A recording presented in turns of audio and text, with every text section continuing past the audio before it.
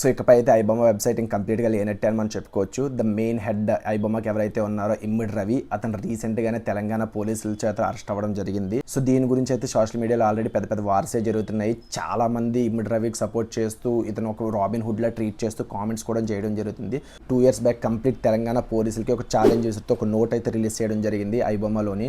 So మీరు నా మీద ఫోకస్ చేస్తే నేను మీ మీద ఫోకస్ చేయాల్సి వస్తుందని చెప్పి కంప్లీట్ గవర్నమెంట్గా ఛాలెంజ్ చేయడం జరిగింది. సో ప్రొడ్యూసర్స్ అండ్ పోలీసులు కూడా దీన్ని చాలా సీరియస్గా తీసుకుని అప్పటి నుంచి కూడా దీని గురించి ఆపరేషన్స్ చేస్తూనే ఉన్నారు.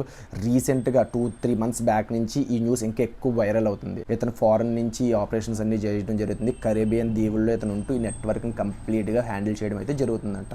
వై బికాస్ తన భార్యకి డైవర్స్ ఇవ్వనందుకని చెప్పేసి హైదరాబాద్ వస్తే తన భార్య పోలీసులకి ఇన్ఫర్మేషన్ ఇవ్వడం వల్లే తను పట్టుకోవడం జరిగిందంట.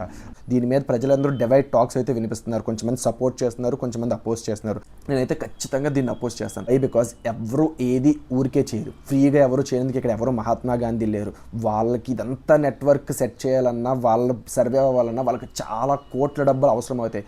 వాళ్ళ మెయిన్ సంపాదన అంతా వచ్చేది బెట్టింగ్ యాప్స్ ద్వారా మన డేటాని అమ్మడం వల్ల. మనకి ఇండియాలో ఇన్ని సైబర్ అటాక్స్ జరుగుతున్నాయంటే సకానికి సగం కారణం ఎట్లాంటి డేటా చోరీ వల్లే జరుగుతూ ఉన్నాయి. ఇది సైబర్ అటాక్స్ చేసే వాళ్ళకు, ఈ బెట్టింగ్ యాప్స్కి, వీళ్ళకి పర్టికులర్గా ఈ డేటా సేల్ చేయడం అనేది జరుగుతూ ఉంటుంది. ఇవన్నీ కూడా చాలా డేంజర్. అదే మనకు తెలియదు. మనం డైరెక్ట్గా మూవీస్ చూసేస్తూ ఉంటాం, హెచ్డీ క్వాలిటీలో వస్తుంది, మనం ఎంజాయ్ చేస్తాం. బట్ స్టిల్ ఇలాంటి వెబ్సైట్లో చూడడం వల్ల దానికన్నా ఎక్కువ డేంజర్ మనకు ఫర్దర్గా ఇన్ ఫ్యూచర్లో జరుగుతుందని నేను చెప్తాను. మన డేటా అంతా వాళ్ళ దగ్గర ఉన్న చాలు, మనం అందరి మీద సైబర్ అటాక్స్ జరుగుతుంటాయి. సో ఇట్లాంటి ఒక ఇన్సిడెంట్స్ అన్నీ కూడా ఇట్లాంటి వెబ్సైట్స్ వల్లే ఖచ్చితంగా కలిగే ఛాన్సెస్ 100కి 100% ఉన్నాయి. So me opinion on this incident and iBomma మీద ఏంటి అనేది కింద కామెంట్లో షేర్ చేసుకోండి.